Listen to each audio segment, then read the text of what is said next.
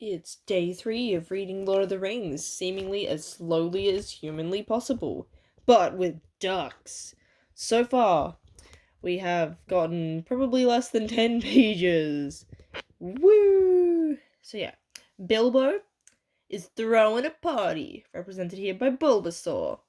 And these guys both have their birthday. They're having a birthday party that's like everyone is super into. I spent like a solid probably 10 minutes just thinking about Hobbit food to get into the vibe of this party. Are we gonna knock the stand over? That's stand. I had it fine and then I moved it. So yes, we're up to page. There's like a prologue that takes. Okay, so it starts on like page 21 and we're up to page 26. Yeah, less than 10 pages. Okay. I think I'd read part of. I've read part of this page because we're talking about the post office, the tents. Yeah, we know they were talking about the pavilion. Right,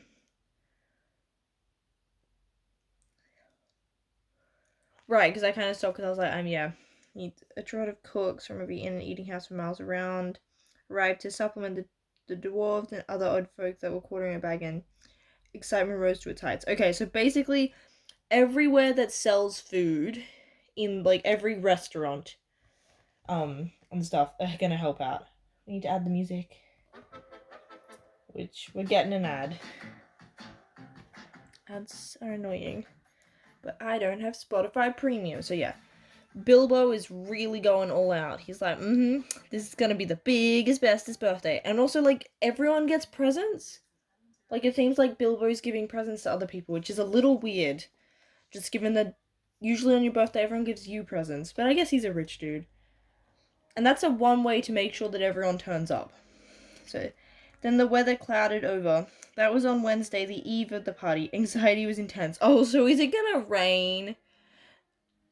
Everyone's like, no, it's gonna rain. Then Thursday, September the 22nd actually dawned. We're on the party day. Okay, so we're actually on the day of the party. Let's go. The sun got up, the clouds vanished, flags were unfurled, and the fun began. What kind of flags? Is there such thing as a party flag? Party flag. Like, are we talking about, like, bunting? Because when I look up party flag, we're getting, like, banners and bunting and stuff. So maybe that's what it means? So I'm like, what kind of flag do you have at a party? Bilbo Baggins called it a party. So, like, called it a party, but it was really a variety of entertainments rolled into one. Okay. So, it's definitely a lot bigger of an event than a typical Hobbit birthday party. Which makes sense, like, given how excited everyone seems. It seems like this is probably, like, their biggest festivity of the year. Possibly for even a long time. Practically everybody living near was invited. Practically everybody. Who didn't get invited to this party? I thought everyone, very few were looked over by accident, but as they turned up all the same, that did not matter. Okay. I was like, oh, did people intentionally get excluded? Like, how much would that suck? To be that one dude that gets excluded from this party. I would feel bad for them, but no, it sounds like that. Right, because we're sending like physical letters and stuff, so maybe some got lost in the post because the post offices and things do seem pretty busy. And they're like, yeah, writing an invitation to everyone in your town would be a pretty big task. And Bruce, 11-1. I think we can cut him some slack. Like, maybe Frodo helped, but this definitely sounds like it's Bilbo's party. Like, it's both of their birthdays, but Bilbo's the one in charge. Like, it's his day. Even though, like, it's probably technically a bigger day for, I don't know, maybe we're going with, like, because I know in Asia, like, the older you get, the more important your birthdays are, whereas here, I feel like you've just got certain, like, as a kid, they're probably more important, and then you've got certain monuments, so, like, his 33rd being the day he comes of age would be, like, your 18th, which I feel like is one of your biggest birthdays here. But yeah, no, maybe they have more, in Hobbit culture, it's more of based on how old you are, or just how much you're willing to put in. Maybe Bilbo's more of a party dude than Frodo is. Many people from other parts of the Shire were also asked, and there were even a few from outside the borders. Bilbo met the guests and additions at the new White Gate in person. Oh, so he greets everyone. That's nice. He gave away presents to all and the sundry. All and sundry. What is sundry? Sundry? What is sundry? Is my vocabulary bad? Various and miscellaneous. Okay. The latter were those who went out again by the back way and came in by the gates. Oh, okay. So people are intentionally, like, trying to get more presents. Honestly, that makes sense. Hobbits give presents to other people on their own birthdays. Oh, okay. So this is an established tradition. Not very expensive ones, as a rule. But not so lavishly as on this occasion. But it was not a bad system. Okay, so usually they give away presents on their birthday and not particularly expensive, but Bilbo's giving away better presents than normal. Actually, in Hobbiton and Bywater, every day in the year was somebody's birthday, so that every hobbit in those parts had a fair chance of at least one present at least once a week, but they never got tired of them. Oh, okay, so wait, they make this sound like it's intentional? Like, birthdays are somewhat randomized. Or is this, like, intentionally, like, when you're having a child, is there consideration of, okay, we gotta, like, do it on this day to make sure that there's going to be a child? Like, we've got this particular day, there's not a lot, or, like, this particular time doesn't have as many birthdays, so if you make sure it's 9 months before then, like, I'm assuming hobbits are pregnant for, like, 9 months. Maybe it's a little bit longer, just because they seem to have that little bit of a longer lifespan. Wait, I just realized, because they turn it of age at 33, does that mean if, like, a hobbit was, like, I don't know, 40, is them dating, like, okay, maybe let's say, like, a 35-year-old, can they date a 30-year-old in hobbit society? Because 30 and 35, I think, is, like, to people would be considered a perfectly acceptable age range, but is that not allowed to hobbits? So yeah. On this occasion, the presents were unusually good. The Hobbit children were so excited that for a while they almost forgot about eating. Oh my gosh. They forgot to eat? Hobbit food looks immaculate. Those are some good presents if they're forgetting to eat. Like, we're talking about, there's probably, like, sweets and, like, all the stops. So they're just so excited to get these presents that they don't eat all the cool cakes. I don't think that would be me. I would do both. I would, like, before I get in line, I would, like, hoard food. That there were toys the likes of which they had never seen before, all beautiful and some obviously magical. Just giving the kids magic. Many of them have indeed been ordered a year before, and had come all the way from the mountain and from Dale, and were of real dwarf make. Dale's, like, is that the town in the start of the Hobbit movie? Like, the dragon attacks? So, okay, these are, like, foreign exports. These are fancy things that the hobbits, like, don't usually have access to.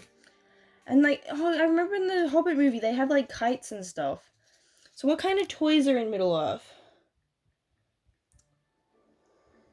Like, I'm curious what kind of toys they have actually. Oh, if you look up Lord of the Rings, toys Lord of the Rings, you get, like, things that we can buy in Middle-earth.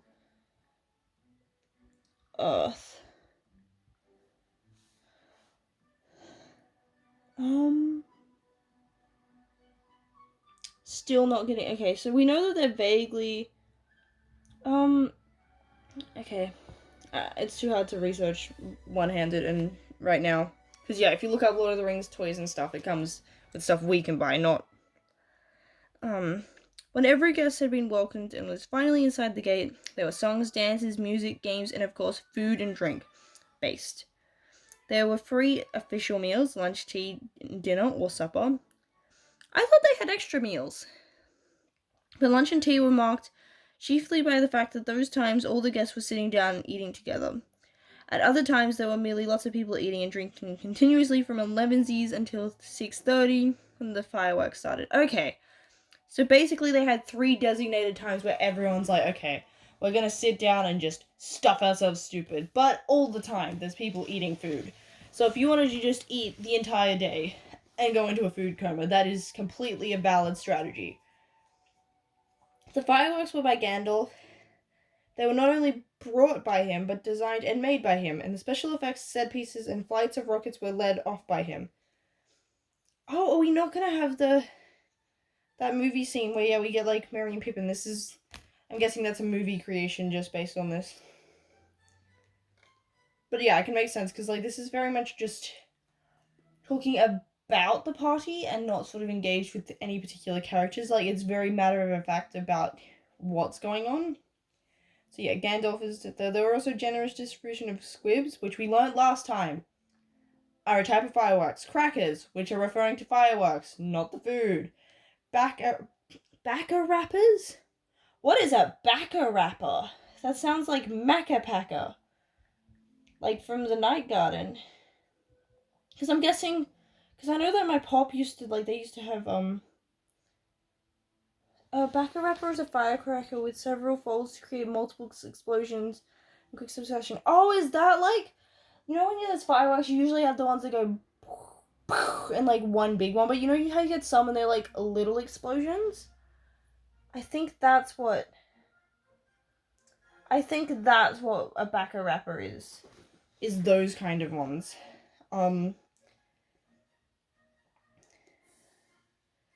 Backer wrappers, sparklers, torches, dwarf candles, elf fountains, goblin barkers, and thunderclaps.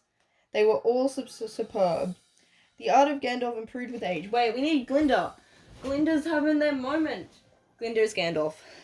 So yes, they're going like, yes, fireworks. It's like, oh, Mr. Frodo, look at that one.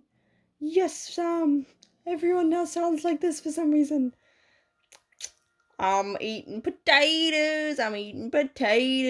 Did you know I'm a potato expert? Shut up, Dad. No, I wouldn't say that. I'm a polite boy. It's like, yes, Dad. That's very cool. I also love potatoes. Did you know this fact?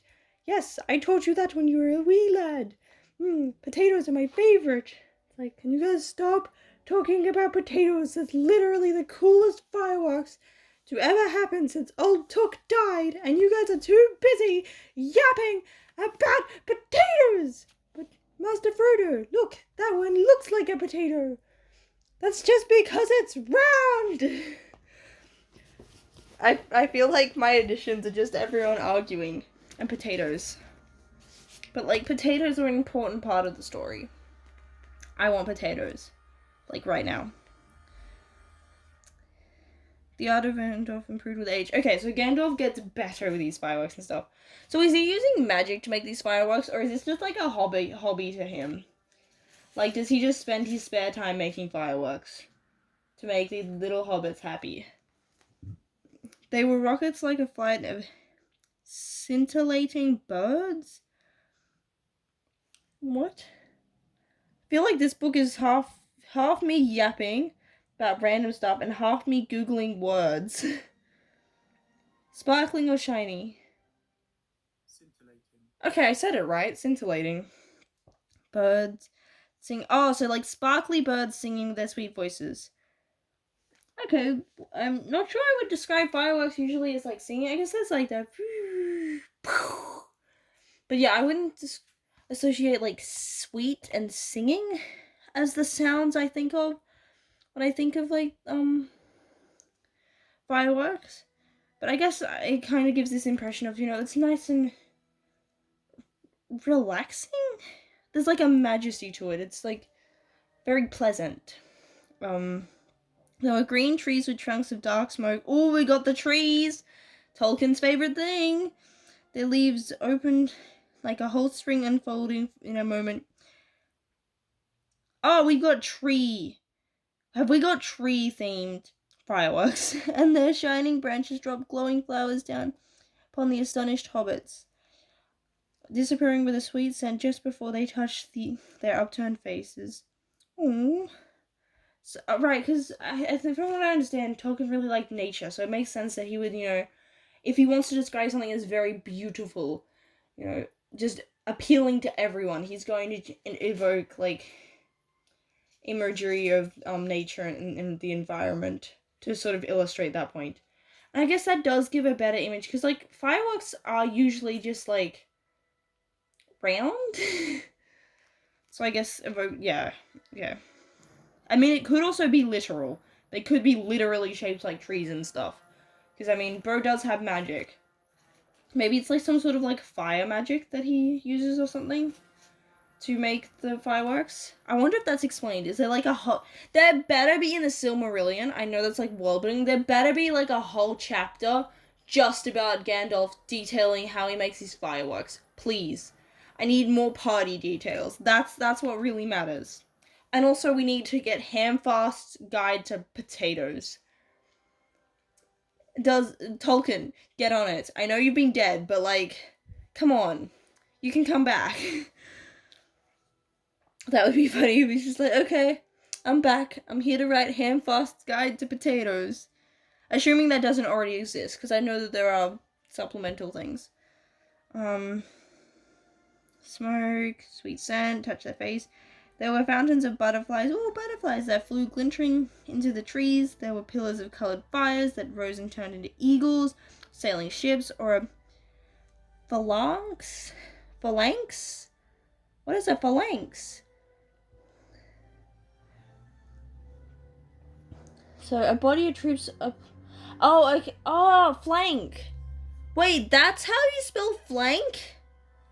I thought it was spelled like F-L-A-N-K. K. I can't speak. Oh, phalanx. Okay, it is the...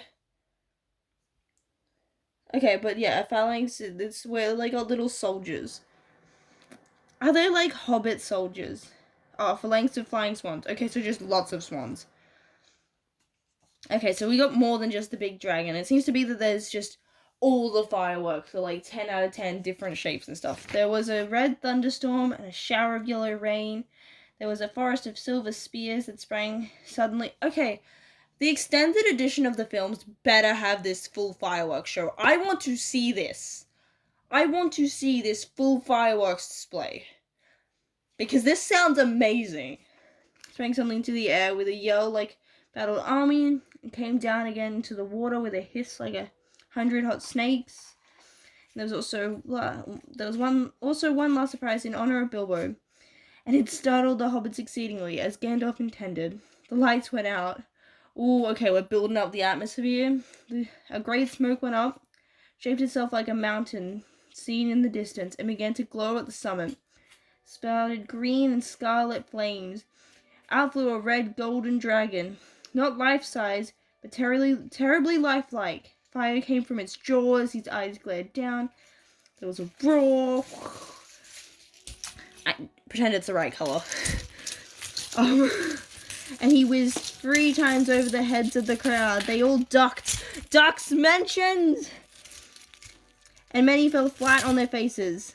The dragon passed like an express train, turned a somersault and burst over by water in a deafening explosion. It's like... So Gandalf is a bit of a prankster. I actually kind of appreciate that Gandalf, like... I mean, he did make the fireworks, but it sounds like this was 100% intended as his prank. This is his thing. He's like, hehe, this is gonna be hilarious.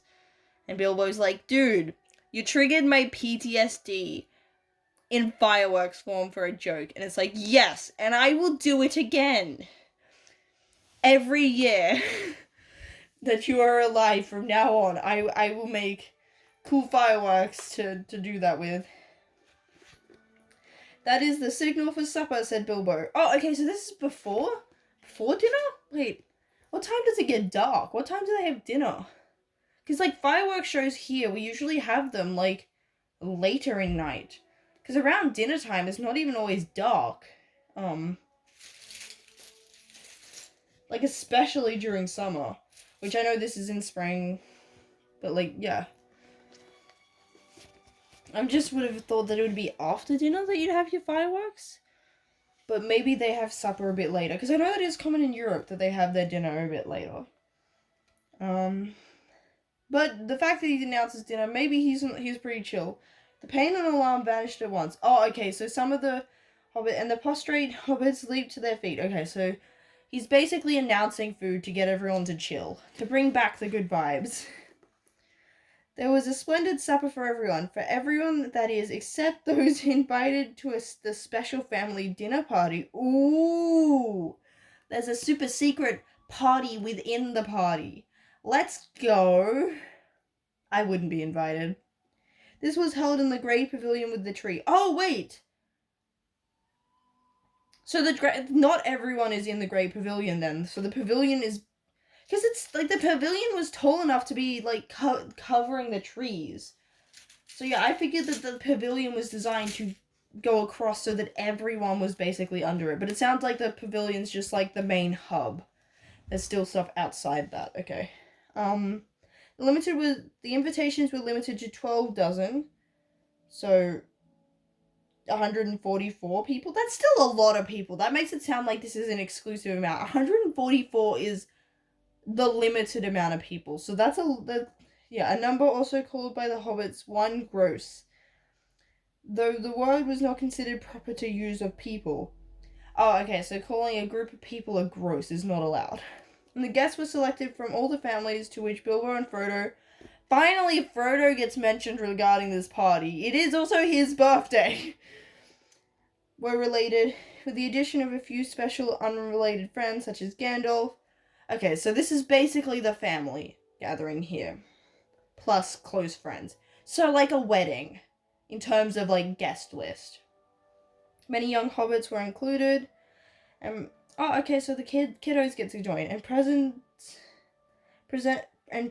by parental permission. The hobbits were easygoing with their children in the matter of sitting up late, especially when there was a chance of getting them a free meal. Bringing up young hobbits took a lot of providenda?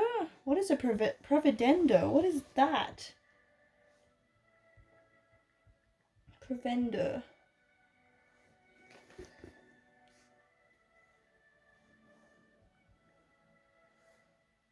Animal fodder? Food. Okay, so it's like it took a lot of food to provide for your kids. So if there's a chance for them to for your kids to get free food, hobbits will take it. I guess that makes sense. That makes me wonder, how much food do hobbits usually have? Because, like, our impression of hobbits comes mostly from, like, Bilbo and Frodo, who are rich. Like, especially hobbits' lifestyle. Like, yes, there is Sam, Merry, and Pippin, but we don't know much about how they existed as hobbits living in their hobbity house. Like, the hobbit lifestyle we've mostly seen from the perspective of uber wealthy hobbits. So it sounds like perhaps they don't have as much food as I thought they did. So, like, maybe that's why Bilbo has so much extra hoarding of food, is maybe food, I wouldn't say it's scarce, because otherwise this particular party wouldn't look great, having such extravagance with the amount of food all at once. But maybe some of them are struggling to get by a bit more than, like, which I guess makes sense. Like, oh, well done. We couldn't have a chance without knocking Frodo over. Sam, you're supposed to protect him. Okay, so basically it's the events, like, family, close friends, and whatever kids can manage to get their way in there. And it sounds like hobbits don't really have a strict bedtime schedule. Which I'm like, is the Lord of... Because I know The Hobbit is a kid's book. Is The Lord of the Rings a kid's book? Because I'm like, wait. Is that meant to be, like, for the kiddos reading, being like, woo, I want to be a hobbit. Lord of the Rings. Target or... Lottery? No! I wanted Lord of the Rings.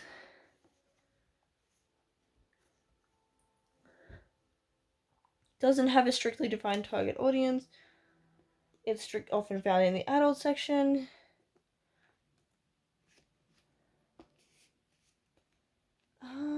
Did you? I mean, like, okay, it was primarily written for his own family, so he wasn't really writing it with an intended audience in mind. That actually makes so much sense. This definitely feels like sort of almost an inside joke. Not like, there's just this sense of it feels like that to get it, you really have to be, in the know. I'm not explaining what I mean. There were many Bagginses and Boffins. Honestly, this guy has such a great taste for making names that have just fun sounds. Like Bagginses, Boffins, and also many Tooks and Brandybucks. Like, just the Hobbit naming scheme just has great vibes. I don't know how to explain it, just they sound fun. There were various Grubs, with 2 Bs, relations of Bilbo Baggins' grandmother, and various Chubs. Is that meant to be connections? But, like, spelt weirdly?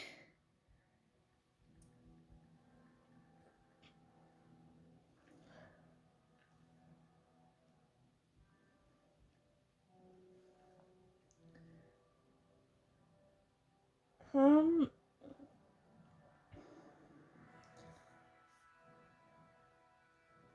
Wait. This is the British spelling of... I have never seen connection spelt like that. So it's saying that that's... I'm sorry. That is so weird.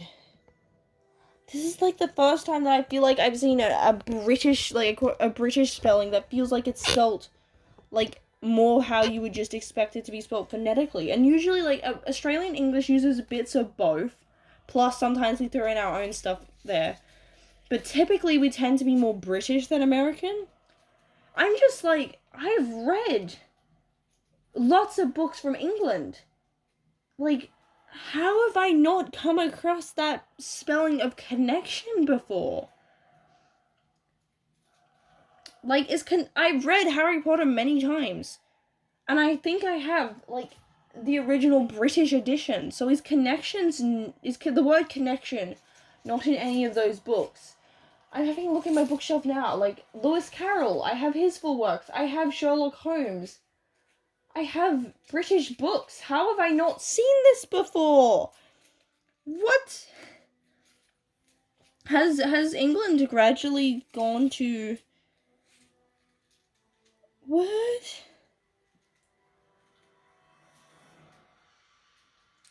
I wonder if, like, it's... Yeah, I want... That is okay, that's freaking me out.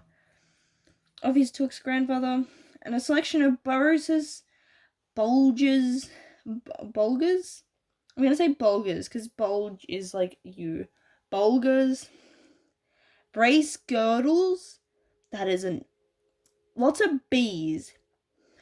Brockhouses, good bodies, hornblowers, and proudfoots. Okay. This feels like a list that you're coming up, like you're brainstorming names, and instead of like, the names that he was gonna give to some of these characters, like the main guys, and they just get put to side characters, like, all that fun brainstorming doesn't go to waste. Some of these were only very distantly connected with Bilbo, and some had hardly ever been in Hobbiton before, so they lived in remote corners of the Shire. Wait, okay, so the Shire is, like,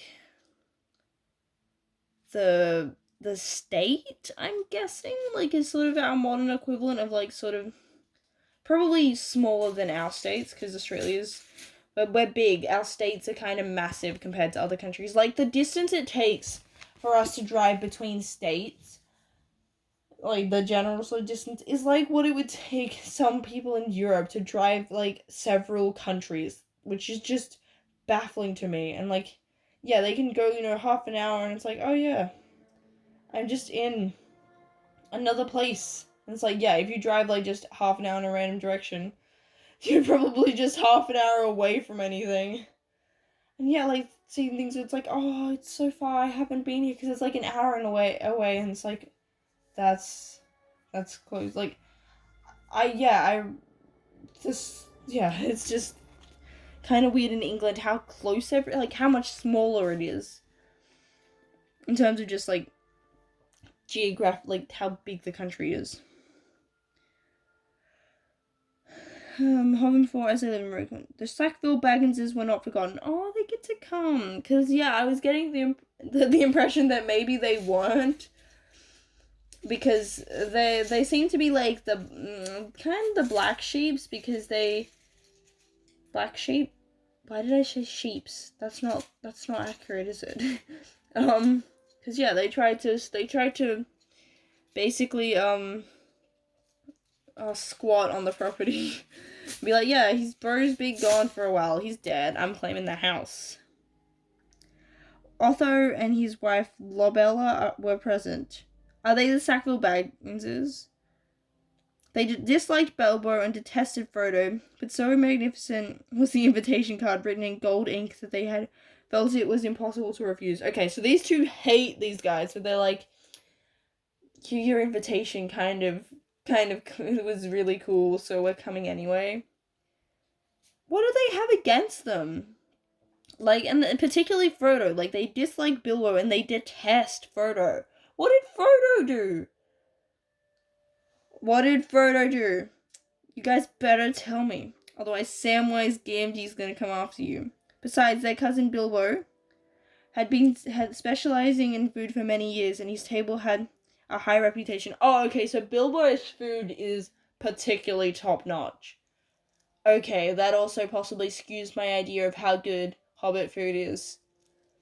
Because if that's a specific detail, if like that was taken into account, like in the Hobbit movies, like then yeah. But yeah, okay, so this party's got amazing food. All the 144 guests, oh, I got the maths right, expected a pleasant feast, though they rather dreaded the after-dinner speech of their host, an inevitable item.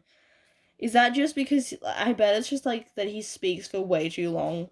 Bro just starts yapping. He was liable to dragon bits, lol, yup, called it, of what he called poetry.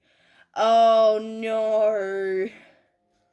This is basically what, like, the modern equivalent of, like, yeah, just getting drunk and doing, like, karaoke badly. And sometimes after a glass or two would allude to the absurd adventures of his mysterious journey. Oh, okay, so he basically gets drunk and he's like, yeah, I was, like, went on this quest and I was a burglar of it and there was, like, trolls. And, oh yeah, I remember there was a scene in the movie where he is telling a bit about the recount and stuff, but it's to the kids, not to, like, everyone.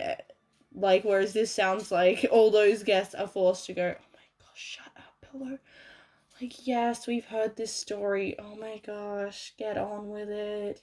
Last time it was 2 trolls. This time it's 5 trolls. Because I get the impression he probably embellishes each time. So his adventure gets, like, slightly more and more out of hand. The guests were not disappointed. They had a very pleasant feast, in fact. An engrossing entertainment, rich, abundant, varied, and prolonged.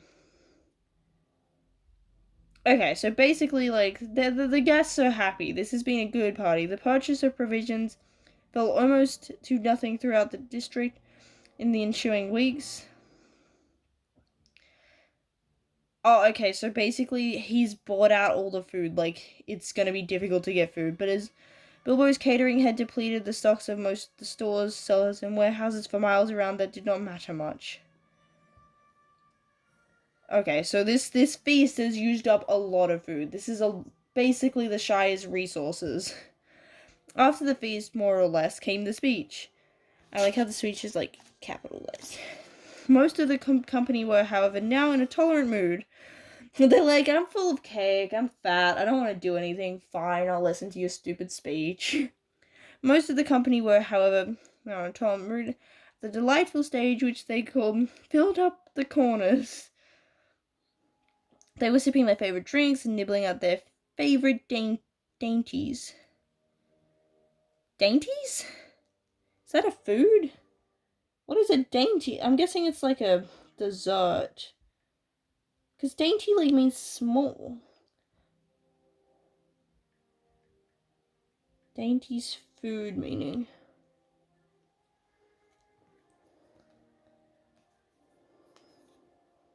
Small, delicate, often luxurious and delicious items of food. Okay, so like these are fancied, like I don't know, like Ferrero Rochers, like there's Lindt chocolate. Those don't exist in Lord of the Rings, but I feel like that's the kind of food we're going for, or maybe more fancy than that. But I'm poor, so I don't know what's fancier than that. Like Lindt chocolate's expensive. I don't know, like I know caviar's expensive, but that doesn't fit the vibe. I feel like maybe like French like pastries and stuff, that sort of thing. And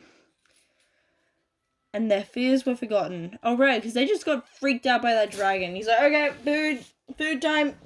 We gotta move on from that. They were prepared to listen to anything and to cheer at every full stop. Okay, so they're like, yeah, we're fat and happy. Let's listen to this. Let's get this speech. We'll do it. My dear people, began Bilbo, rising in his place. Hear. Oh wait, that's them. Hear, they shouted. Yeah, they all have a very low voice. And kept on repeating it in chorus, seeming reluctant to follow their own advice. Oh, so they're all just trying to usher them. It's like how you have that one kid that's like, shh, making the most noise. So, like, everyone's trying to usher them to, start listening, and then they just keep doing that and not listening. Bilbo left his place and went and stood on a chair under the illuminated tree. Samwise can be the chair. The light of the lanterns fell, beaming on his beaming face. The golden buttons shone on his embroidered silk waistcoat. He's got an embroidered silk waistcoat? Okay, this is definitely, yeah, I can see why they're saying Victorian. Waistcoats I don't think were particularly Middle Ages. They were more tunics. Embroidered silk waistcoat? Okay. And gold. I was thinking maybe, I'm guessing it's not literal gold, it's more gold in color. Because gold, I don't know how practical it would be for buttons. They could all see him standing, waving one hand in the air, and the other was in his trouser pocket. My dear Bagginses and Boffins, he began again. My dear Tooks and Brandybucks, and Grubs, and Chubs, and Burrowses, and Hornblowers, and Bulgers, and Brace Girdles. We had all of this listed on the last page. Bro probably didn't have copy and paste. He had to rewrite all these out? Why? Brace Girdles, Good Bodies, Brockhouses, and Proudfoots. Are they in the same order? I don't think they're in the exact same order, no. Proud feet, shouted an elderly hobbit from the back of the pavilion. His name, of course, was Proudfoot, and well merited. His feet were large and exceptionally furry, and both were on the table. Proudfoot! Wait, what's like the masculine equivalent of hag? Is there a masculine equivalent to hag? Proudfoot! Repeated Bilbo. Also, my good Sackville Bagginses, and like bombastic side eye, like you have like the that like sound effect. That I welcome back at last to Bag End. I am totally over it. Wait, I need to stand in frame. I need to be like giving the speech. Hooray! Hooray! Many happy returns! They shouted. And they hammered joyously on the table. Bilbo was doing splendidly. Okay, if you say so. This was the sort of stuff they like, short and obvious. Okay, oh, so maybe they dislike his speeches because he just waffles on and gets overly complicated. Like, he sounds like me explaining Kingdom Hearts lore, so his speeches, like, so he's like, okay, so folks, there's Xehanort, right? And he, tried to North Sora, but he failed to North Sora, and that's Dream Drop Distance. And then we have 0.2, Birth by Sleep, a fragmentary passage, which is the one about Aqua. And this is all part of the 2.8 package that comes with Dream Drop Distance. But it's a remake because it was originally on the DS, the 3DS specifically. And it also has the back cover movie for Union Cross, which was a mobile game. but they made it into a film, so this gives very long backstory, and everyone's like, what is this dude talking about? I hope you are all enjoying yourselves as much as I am. Deafening cries of yes and no. Aww, there's people that aren't enjoying themselves at the party. Noises of trumpets and horns, pipes and flutes and other musical instruments. That kind of gives the other musical instruments kind of low-key gives that vibes of, you know, when you're writing an essay and you're like, you give all your examples and then you're like, etc. after you've written all the examples you could think of. I know that that's probably not the case, but still. There were, as has been said, many young hobbits present. Hundreds of musical crackers had been pulled. So they just like fire. What's a musical cracker? Is this like a fireworks that plays music? Most of them bore the mark Dale on them, which did not convey much to most of the hobbits, but they all agreed they were marvelous crackers. So they're like, they all say Dale, that doesn't mean anything to me, but they're cool. They contain instruments small, but of perfect make and enchanting tones. Indeed, in one corner, some of the young Tooks and Brandybucks, supposing Uncle Bilbo to have finished, since he had plainly said all that was necessary. Oh, so everyone's like, yeah, okay, that was his speech. Congrats. Now got up to an impromptu orchestra and began a merry dance tune. Master Everard Took and Miss Melilot Brandybuck got on. Isn't Merry Brandybuck and then Pippin's a Took? Is that? Got on the table and with bells in their hands began to dance the Springle Ring, a pretty dance but rather vigorous. But Bilbo had not finished. He's like, folks, why are you guys singing and dancing? My speech isn't over yet. I just got started. I basically just said, hello, everyone that's here. And you're all like, yippee! Best speech ever! But I'm not done. Not at all. And my speech, it will be very popular. It's gonna be popular. You'll learn to love the speech. It'll have so much reach. It's the coolest one, you know. Wait a second. I'm an idiot. Glinda's Gandalf. Bulbasaur's Bilbo. Why? I got them no. And then Bilbo's like, Bulbasaur, I just had my speech hijacked because this person's doing this is an idiot and got the characters mixed up. You only have like 3 characters to keep track of. Because I know which one these are. I've only got 3 things here. I managed to, wow. I'm so sorry to everyone involved that I got my boys mixed up. Okay. Seizing a horn from the youngest nearby, he blew 3 loud hoots. The noise subsided. That was my horn noise. It was 10 out of 10. I do have a kazoo somewhere, but I'm not gonna get up and do that.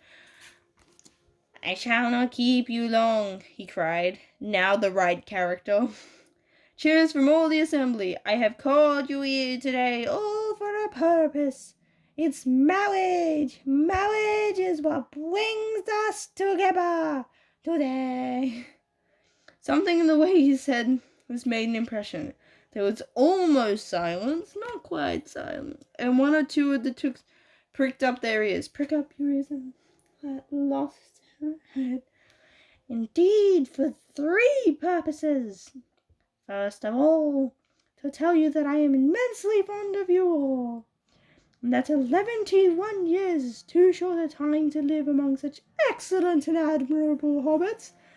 Tremendous outburst of approval. So basically, he's buttering them up. I don't know half of you half as well as I should like, and I like less than half of you half as well as you deserve. This was unexpected and rather difficult. There was some scattered clapping, but most of them were trying to work it out and to see if it came as a compliment. They're like, bro, what? secondly, to celebrate my birthday, I sound the same as everyone else. Maybe that's why I keep getting everyone mixed up, because I voice them the same. And then the cheering, I should say, our birthday. Oh, he's a communist! Oh, wait, no. For it is, of course, also the birthday of my heir and nephew, Frodo. Okay, he's talking about Frodo, not everyone. It is all about birthdays! Everyone's birthday! Everyone gets presents because it's now your birthday. Even though that would mean you'd have to give them all back. Because it would be that you'd have to give me a present. Because it was your birthday and would no one have to give each other presents? Wait, how does that work? Do we all give each other presents? I think so. That probably makes sense. He comes of age and into his inheritance today. Oh, so Frodo's like, I'm inheriting a fortune. I'm getting all my funky stuff. Yeah, I'm a duck. Some perfunctory, I'm not looking up what that means, clapping by the elders, and some loud shouts of, Frodo! Frodo! Jolly old Frodo! Frodo! Frodo! Jolly old Frodo! Wait, let's go! From the juniors, the Sackville Baggins scowled and wondered what it was meant by coming into his inheritance. Bro, that is not a mystery. They're just like, grrr. And we would have gotten away with it too if it weren't for that darn pesky kid. Together, okay, I like that, wait. I just realized that instead of quotation marks for the speech, it's written in italics. That's interesting. I don't know why it's been done like that. Like, because he's saying it out loud. And, yeah, everything else, like, that's been just normal dialogue is written, with quotation marks, like how you would normally. I'm curious why that's been done. I'm not good enough at grammar to know. Together we score 144. Your numbers were chosen to fit this remarkable total. Oh, okay. One gross, if I may use this expression. No cheers. This was ridiculous. Many of the guests, and especially the Sackville and Bagginses, were insulted, feeling sure they had only been asked to fill up the required numbers, like goods in a package.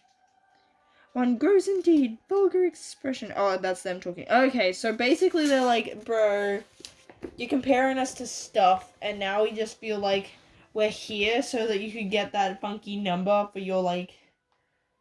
Yeah, okay. It is also,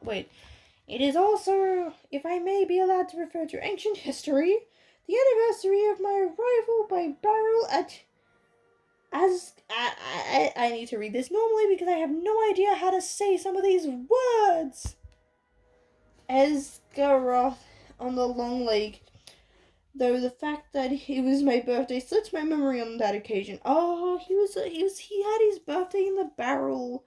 I was only 51 then, and birthdays did not seem so important. Okay, so maybe birthdays do gain more importance later. The banquet was very splendid, however, though I had a bad cold at the time. Oh, I remember and could only say thank you very much. Wait, no. And now repeat it more correctly. Thank you very much for coming to my party. My little party. Little party? Obstinate silence. They all feared that a song of some poetry was now imminent, and they were getting bored. Why couldn't he stop talking and let them drink his health? But Bilbo did not sing or recite. Oh, thank you. Pause for a moment. Thirdly and finally, said, I wish to make an announcement. He spoke the last word so loudly and suddenly that everyone sat up who still could. I regret to announce that, though as I said, 11:21 is far too short a time to spend among you, this is the end! I am leaving now! Goodbye! And I got that ... We got the ... But, like, it's immediate, so that isn't interesting that... Because usually that kind of thing would indicate, like, a passage of time, but there's not? So I'm not sure exactly... Maybe it's meant to be more of a pause for the reader, but, like... especially how it's on the pages. So that is interesting. I'm realizing, are we getting close? No, we still have so much more of the chapter. Okay. Well, I'm done. Well, it's 50 minutes and we're at the end of a page. Okay. So we just had the speech. Oh no, I should finish off I feel like we're sort of, even though the speech is done, it feels like, yeah. He stepped down and vanished. Poof! There was a blinding flash of light and the guests all blinked. Oh, there was like a poof. When they opened their eyes, Bilbo was nowhere to be seen. 144 flabbergasted hobbits sat back speechless. Hold up. No. You said there was 144 guests there, but they weren't all hobbits. They're not all hobbits. Right? Because there's 144 in there, but I'm guessing that there was some non-hobbit guest like Gandalf, right? Yeah, that's old Odo Proudfoot moved his feet from the table and stamped. And there was dead silence until suddenly, after several deep breaths, every Baggins, Boffins, Took, Brandybuck, Grub, Chubb, Burrows, Bulger, Bleasley, Brockhouse, Goodboy, Hornblower, and Proudfoot to talk at once. I feel like Proudfoot's always last. Baggins, Boffins, Took. I feel like that they might have a specific order. Maybe I misread it before and I said they were in different orders. It was generally agreed that the joke was in very bad taste, and more food and drink were needed to cure the guest shock and annoyance. He's mad, I always said so. It's probably the most popular comment. Even the Talks, with a few exceptions, thought Bilbo's behaviour was absurd. For the moment, most of them took it for granted that his disappearance was nothing more than a ridiculous prank. But old Rory Brandybuck was not so sure. Neither age nor an enormous dinner had clouded his wits. And he said to his daughter-in-law, Esmeralda, "Whoa, a woman? Woman mentioned in Lord of the Rings? There's something fishy in this, my dear. I believe that Mad Baggins is off again. Silly old fool. Why worry? He hasn't taken the victuals with him." He who called loudly to Frodo to send the wine round again. Frodo was the only one present who said nothing. For some time he had sat silently beside Bilbo's empty chair and ignored all the remarks and questions. He had enjoyed the joke, of course. Even though he had been in the know. Oh, okay, so he knew it was coming. I have a feeling that is definitely not the impression I got in the film. Because if I remember correctly, because I haven't seen it that many times, and I know I keep comparing it, but that's my knowledge of the story so far. I feel like they had Frodo make a weird expression "Huh, what are you doing?" Very much giving the opposite impression. He had difficulty in keeping from laughter at the indignant surprise of the guests. Oh, okay, so but at the same time he felt deeply troubled. He realized suddenly that he loved the old hobbit dearly. Oh, it's I missed my cousin. He's not here and I'm sad. Most of the guests went on eating and drinking, discussing Bilbo Baggins' oddities, past and present. The Sackville Bagginses had already departed in wrath. They're ugh. First they announced that Frodo's getting my fortune, and now he pulls this stupid prank. Nah, I'm gone. I've already gotten lots of food and presents anyway. Frodo did not want to have any more to do with the party. He gave orders for more wine to be served. Then he got up and drained his own glass silently to the health of Bilbo and slipped out of the pavilion. To the health of Bilbo? He drained his own glass silently to the health of Bilbo. I don't know what...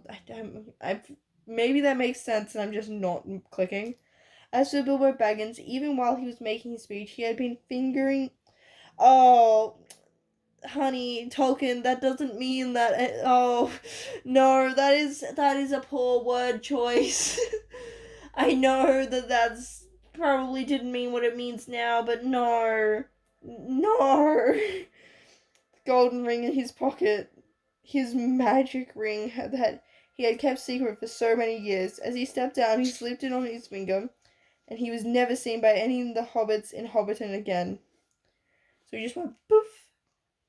But no, come on, people. I know you wanted to preserve it and stuff, but please. You could have said fidgeting.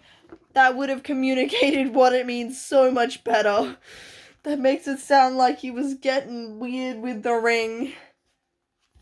And I don't think that was intentional. I was like, wait, maybe, like, we're meant to be sort of showing the craziness, like, sort of like how Gollum's like, my precious, like, but I don't know. I just get the vibes that they wouldn't go for that sort of sexual theme, if that makes sense. Like, I very much don't think that would be an undertone that's intended. That just feels like that's just, yeah, a poor issue of language changing. He walked briskly back to his hole and stood for a moment listening with a smile to the din in the pavilion and to the sounds of merrymaking in other parts of the field. Then he went in. He took off his party clothes, folded up and wrapped tissue paper his embroidered silk waistcoat, and put it away. Oh, okay, so he takes care of it. He even puts his, like, special fancy... Okay, so this is probably, like, not his normal outfit, but his special clothes go in paper before going in the cupboard. That is some commitment. I would be too lazy. Then he put on quickly some...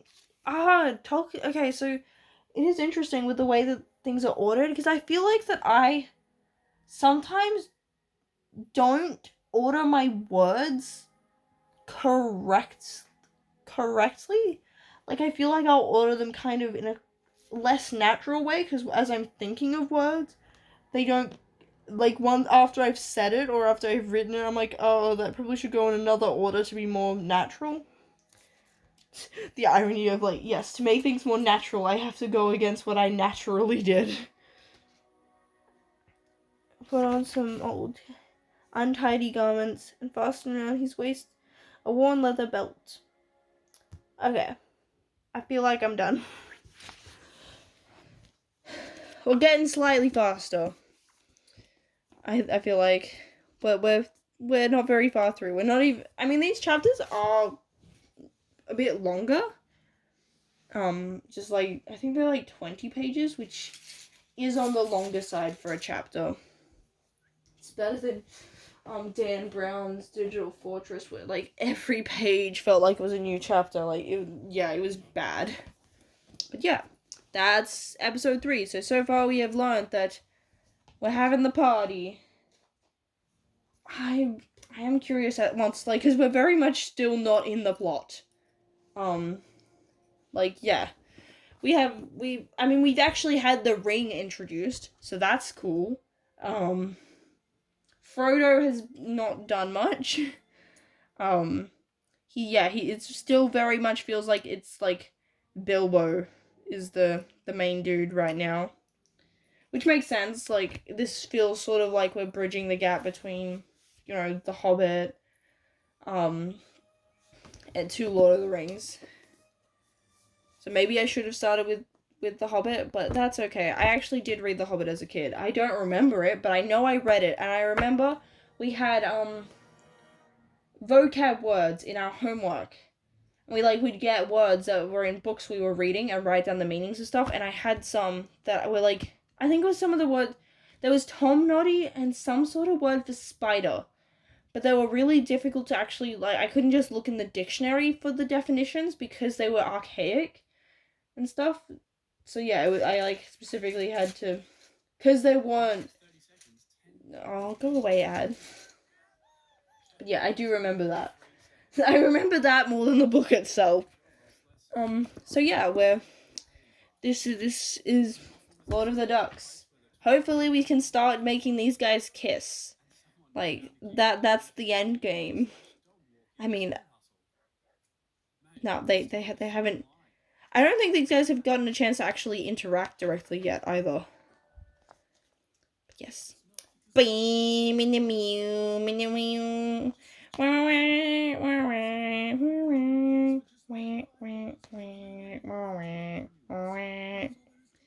mean, it's gotten me to be reading. Am I reading incredibly slowly? Yes. But I feel like I'm less than 10 pages. I'm like, I feel like I'm retaining stuff that's happened. It's like, yeah, it's because you haven't read anything. So we will see how it goes as we get a bit further in. But I'm enjoying it so far. I feel like I don't know if this carries on further once we get into more action, because this chapter just feels very cozy, if that makes sense. Like, lots of descriptions of everything's, they're having this big party, there's lots of food, everything's just nice and pleasant. Yeah, the music's come back, and I'm like, I feel like the music definitely fits this sort of the hobbity vibe. Like, we got the nice airy strings, they're like just like they're sort of just flowy, like very long notes, And then yeah, we get sort of a bit more of the brass, but still like feels like it would be nice and easy to play, like not particularly quick and like so you wouldn't be stressed out. But yeah, like very I don't know. Yeah, I just feel like that so far it's been definitely very kind of cozy, which I'm curious if that keeps up, especially as, we get into the more epic quest. It kind of reminds me, okay, we gotta bring it back to Kingdom Hearts, the masterpiece, the masterpiece, the myth, the legend. Kind of like this is the Destiny Islands, like, just a nice cozy, like, this is more cozy. I guess Destiny Islands has a bit more of an upbeat, especially like with the music that plays, and just the fact that, they're more kids, so like energetic, communicates more of that like fun, whereas like I guess as an adult you're probably like, nah, I just want to like stuff myself stupid on food. Have like very comforting, no need to rush. We get to like spend time in the garden and just chat. Whereas yeah, like Destiny Islands is more like, whoa, we're having fun. We get like to have fights, and we get to have fun sword fights, not perilous battles. We get to like do a race. Yeah, so I'm trying, because like a lot of stories kind of start, because I mean part of the hero's journey is that comfort and stuff. So we have like that sort of established sort of the home world as being very much like, yeah, you want to stay here. I say that as if like the whole thing in Kingdom Hearts isn't where they're like, we want to leave. Like, why would you want to leave Destiny Islands? I mean, it's small. I don't like beaches. Why am I acting like I would want to stay on Destiny Islands? But yeah, you can see why there was probably going to be Frodo's refusal of the call, because it's like, no, why would I want to leave Hobbiton? Apart from the people being kind of horrible, xenophobic and stuff, like Hobbiton itself sounds like it's pretty cool. We get to like eat food. I'm like fabulously wealthy. Why would I want to go off on some quest? Like, that means I have to like walk and eat rations? You think I can go from my like 7-course diet to rations? I'm trying to look around through my other books and stories and stuff. I know like Hunter x Hunter has Whale Island, which kind of has a similar vibe in that like starting area. What other books do I have that have that sort of starting area? I wouldn't say Ranger's Apprentice doesn't really have that same vibe. Harry Potter's very much the opposite. Well, yeah, like, I feel like Hobbiton is Hogwarts more so. Like, Percy Jackson also doesn't really have that. I feel like that there's got to be other examples. This feels like too much of a trope in my mind that I can only think of like three-ish examples of this. I will think about it further. But yeah, I'm gonna go because I've been talking too much and not breathing enough, and my binder is hurting. So yes, this is Lord of the Rings with ducks.